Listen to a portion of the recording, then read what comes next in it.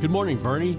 Thank you for tuning into the Boerne Brew. My name is Jeff Flynn. I'm the managing editor at the Boerne Star newspaper. We collaborate with Boerne Radio to bring you this every Saturday morning, 8 a.m. We talk to newsmakers and sports individuals and just anybody we can actually drag in at the last minute to tell you what's going on in and around Boerne and the community. Thank you for tuning in to Boerne Radio 103.9 FM and getting this done for us. Hey, today we're going to talk about something going on tonight. I'm a city slicker. I was born and raised in urban America and lived in cities all my life, and suburbia, that's been my life from 0 to 65. And about 4 or 5 years before COVID, my kids were juniors and seniors in high school. We went out and rented a cabin up somewhere off 46 near Boerne, somewhere in that area, and went out and we had a great time, had a good weekend, and had our own little pond there for fishing. We went out that night and looked at the night sky, and I did not believe how many stars are there that we in suburbia never see. Just all the light that interferes with your ability to see the heavens and the stars. And it was immaculate. It was a moment, we were busy looking up, and the whole family was out just looking at the stars like, I can't believe there's that many stars. Then we heard something rustle in the grass. We were into the cabin. That's another thing. But I've got two folks here that are going to talk about that. This evening, I've got Ed Rogers here with the Kendall County Friends of the Night Sky. And I've got our professional amateur astronomer, Jack Estes. He's going to tell us about what you're going to look at tonight from 7 to 9:30 at a winery. Come out, sip wine, look to the skies, and enjoy the heavens with everybody else. Ed, thank you for coming in. Jack, thanks for doing this. Ed, tell us a little bit about what's going on, why we're doing this evening, and where. Well, first of all, we want to thank both the Boerne Star and Boerne Radio allowing us the time to talk about Kendall County Friends of the Night Sky. Sure. We've been around for about 5 years, and our mission is to preserve the night sky above the best little night sky town in Texas, which is Boerne, Texas. Kendall County Friends of the Night Sky holds periodic star parties for two reasons. Number one, to enable people to come out and enjoy the night sky in somewhat remote venues, and it works out really well when we do that at a winery. So we'll be staging this event this evening, starting around sundown, actually, at the St. Tryphon Winery. It's out Sisterdale Highway, about 8 miles north of Boerne, and you can check that out. It's at 24 Wasp Creek Road in Boerne. Every time you listen to the Boerne Brew on a Saturday morning, you need to get a piece of paper, pen, or your laptop, or that little notepad thing on your app, because we tell you something vital that you need to know going forth. And Ed's just giving you the address. But if you go north of Boerne and you get to the river, you've gone too far. So that's a good way to remember that. There you go. Anyway, it's a great little venue and a nice place to enjoy the night sky, and we'll have kind of an unusual experience that doesn't happen very often. We'll have moonset and sunset at almost the same time. Really? So I think moonset's at 7 and sunsets at 7:30. Wow. So it's kind of a unique last Saturday of summer. Right. So Jack, tell us about what we're going to see when people put their eyes to the scopes, or if they have apps that they're going to be watching things on. Well, first, just let me say that, you were talking about going to 46 in Boerne and seeing the dark skies. You wouldn't see those dark skies now. Right. We were just there not very long ago in the evening, and it's like a small city.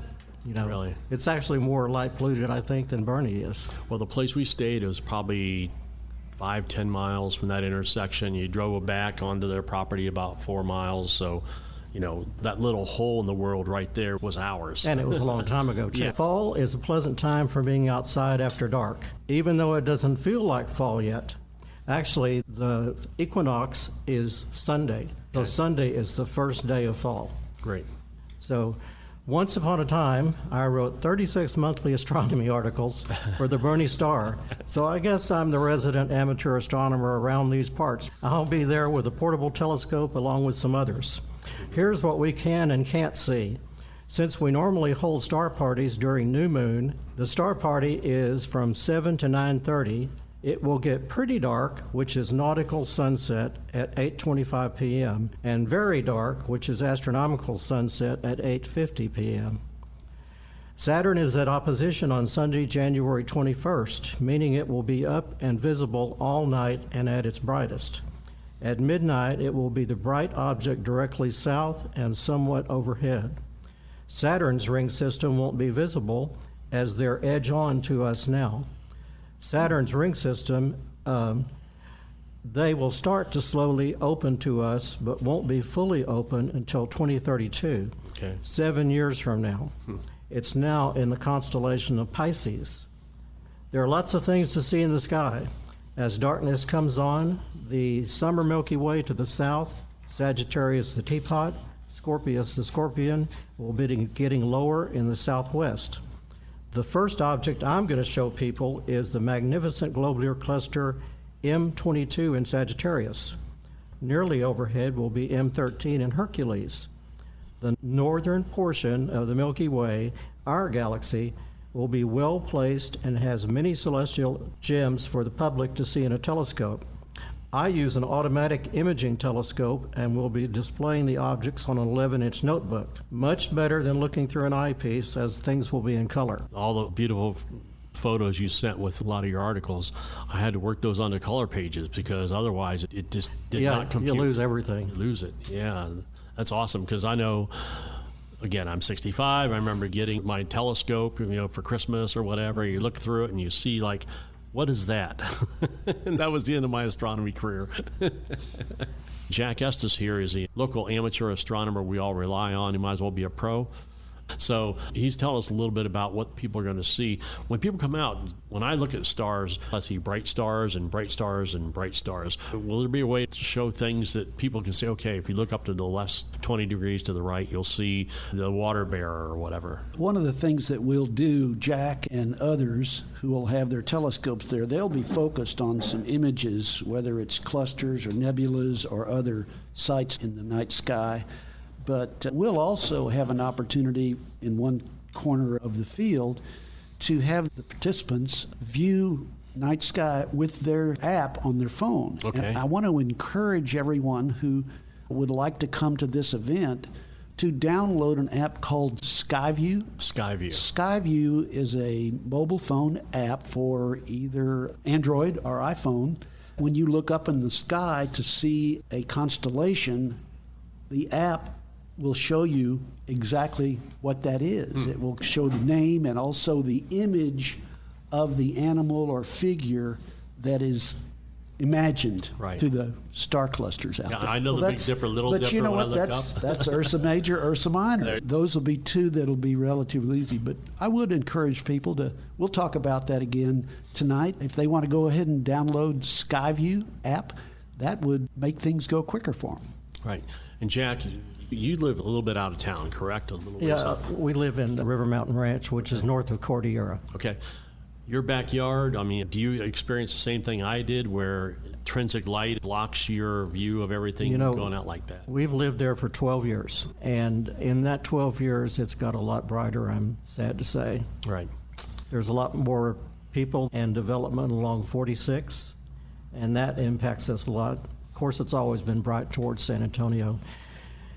It's always a balancing act when you want to have dark skies and you want to live out like that, because that puts you further away from HEB and your doctor's offices and all those things, right, so it's right. a balancing act. So something like this, for you getting out in the wide open spaces, is phenomenal. I do like to do that. Used to go to star parties at a place called Canyon of the Eagles, which is up north of Burnett.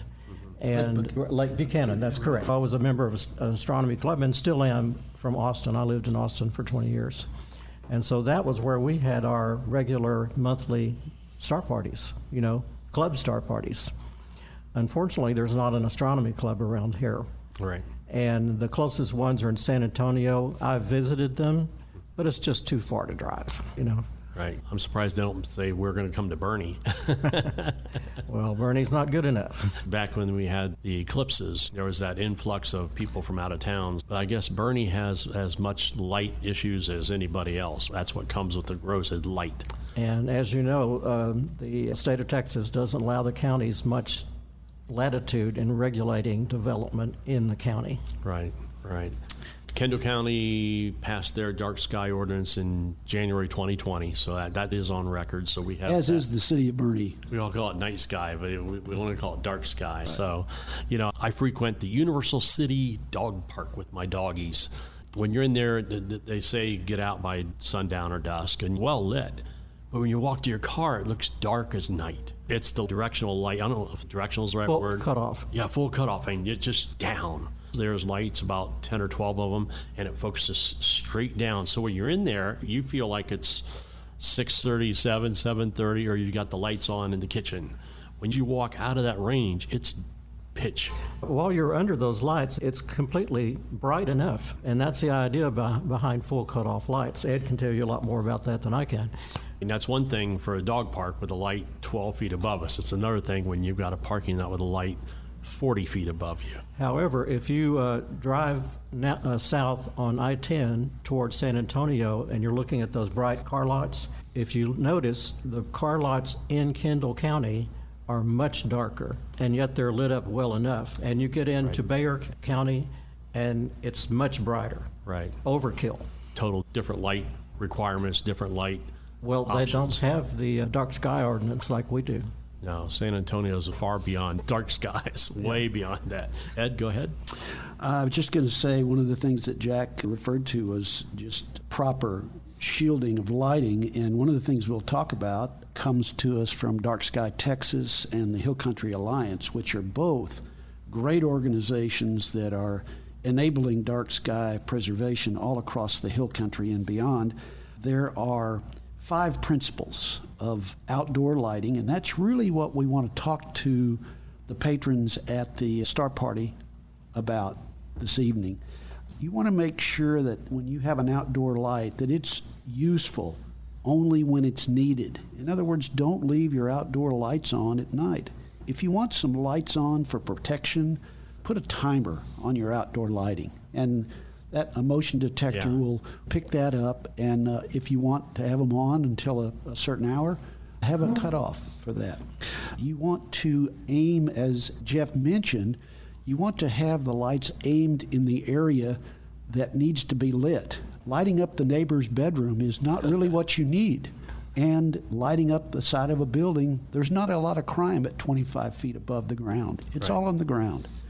Work with light that's as low light sensitive as possible, and more of a yellow light than a blue light. You still get light, but it's not quite as invasive or trespassing on your neighbor.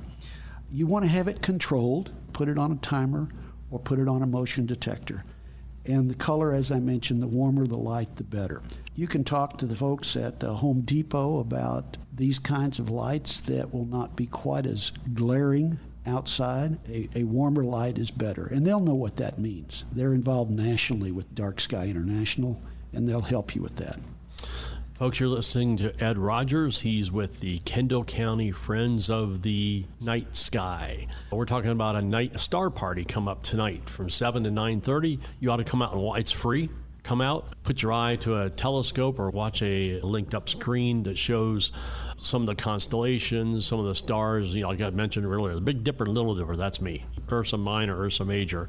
I know those. I remember those from my days when I was 13 or 14, maybe. Many moons ago.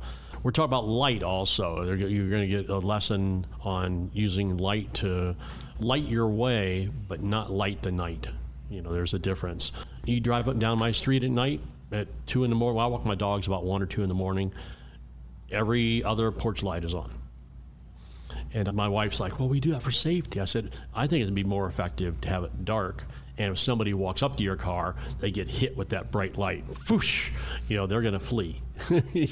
So I think having darkness or light out of the darkness is just as effective as anything. So yeah, Jeff, it's a good point. We've, as everyone here knows, both those of us that are new, there are so many people that have come from the urban blight of light, where crime is at arm's length, that they feel like they need to have that same level of protection here, and it's just a very different place. Yeah. And that the whole light issue in your neighbor's yard, in your yard, and your porch is a key issue in neighborhood lighting with dark sky in mind. if you drive home at midnight, so you're coming home from somewhere and you're driving home and you drive by the parking lot of an establishment that closes at 10 o'clock, the whole parking lot's lit, the whole front of the, you can see the entire front of the store from the lights on the outside of the building and the lights inside the building. You're thinking, why don't they cut that down a little bit? Folks, you're listening to Ed Rogers. He's with the Kendall County Friends of the Night Sky. And I've got our professional amateur astronomer, Jack Estes. We're talking about a star party come up tonight from 7 to 9:30. How many telescope individual things would you expect to see there? 5 or 4, 6. 5, Yeah. 5, 6, about a half dozen. And then Ed Rogers, tell us about what people can do when they get there. Jeff Flynn shows up and there's a line of 6 people waiting for that telescope and 5 for that.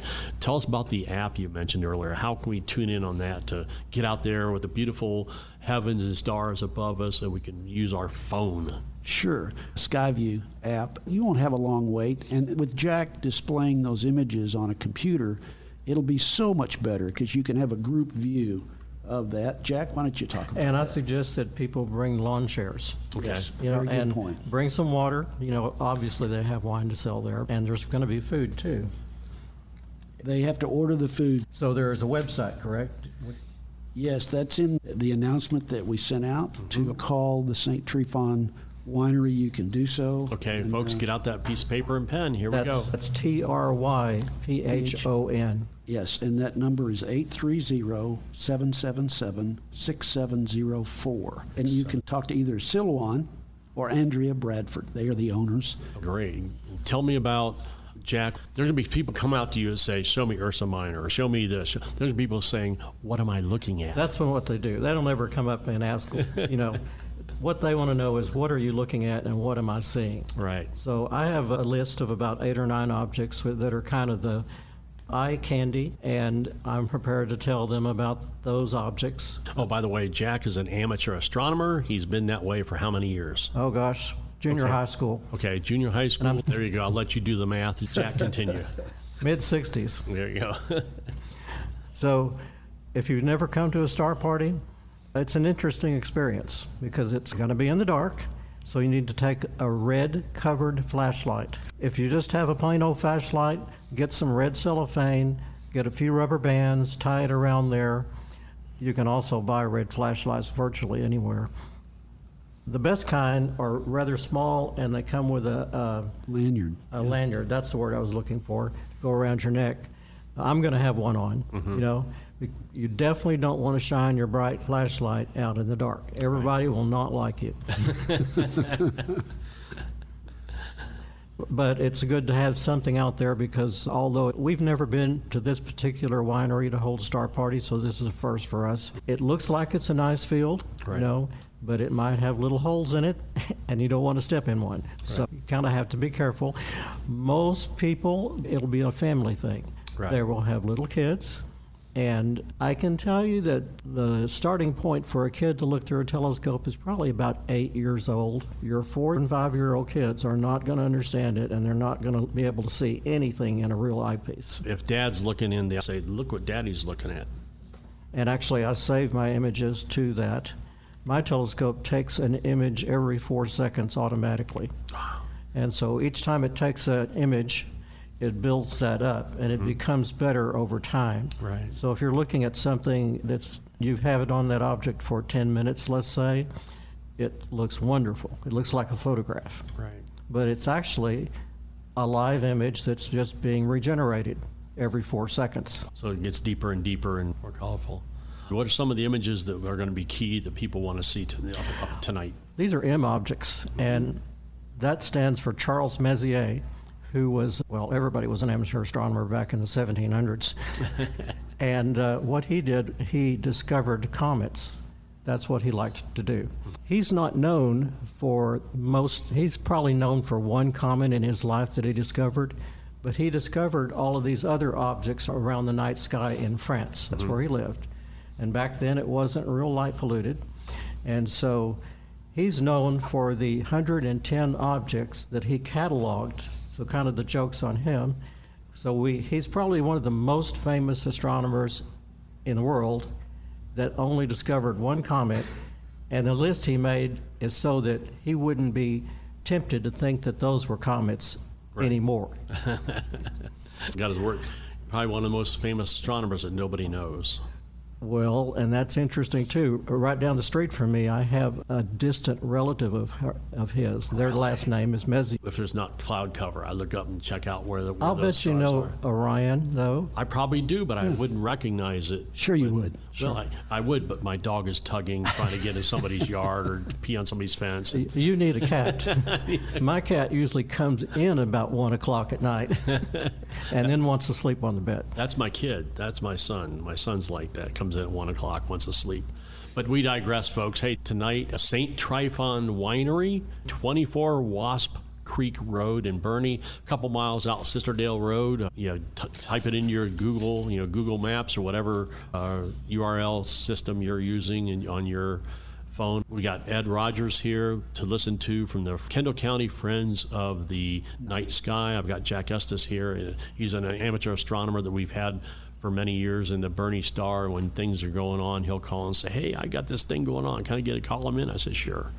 He runs beautiful, beautiful photos that we've carried as well. They'll both be there. There'll be other astronomers there to help you along. If astronomy is not your thing, maybe tonight's the night it is.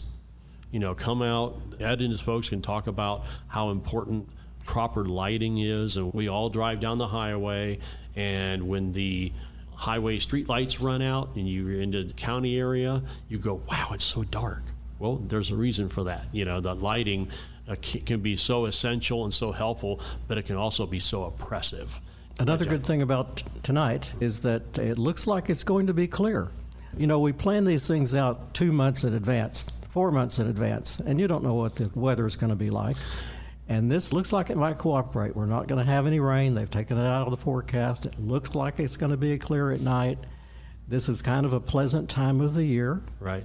Not like the 12-second total eclipse we got. That's right. The clouds parted for about 10 or 12 seconds. The crowd went ooh and ah, and then it disappeared again. I'm surprised we got that. We were so lucky, unfortunately lucky, that we did get such a quick glimpse. We got something. Tonight's not going to be the case. But if you're not into astronomy, come out and do it. Come out and say, show me.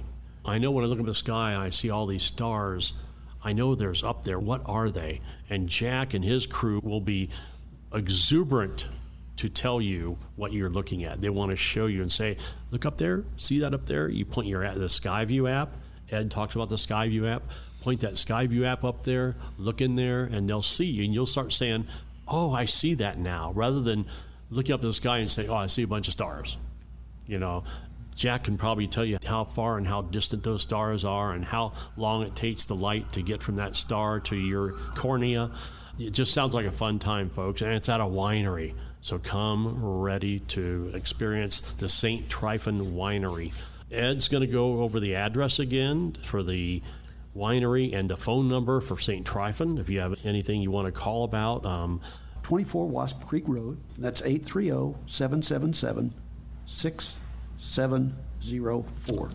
777-6704.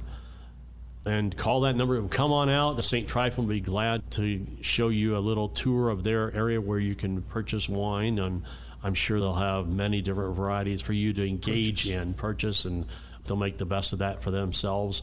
Jack will be there with his astronomy setup. So if you don't know much about it, go out. This is a good time to find out. It's better to go out and find out what you're looking at than just continue on the rest of your life thinking, oh, what is it? Stars deep in the heart of Texas. The stars are big and bright tonight, folks. Hey, listen, Jack, thanks for coming in. Ed, thanks for leading this talk.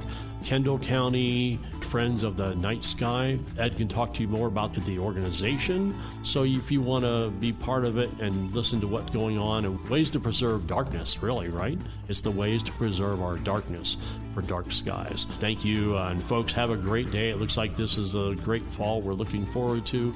Lots to do this weekend, lots to do next weekend. Enjoy yourself. Thank you very much. God bless.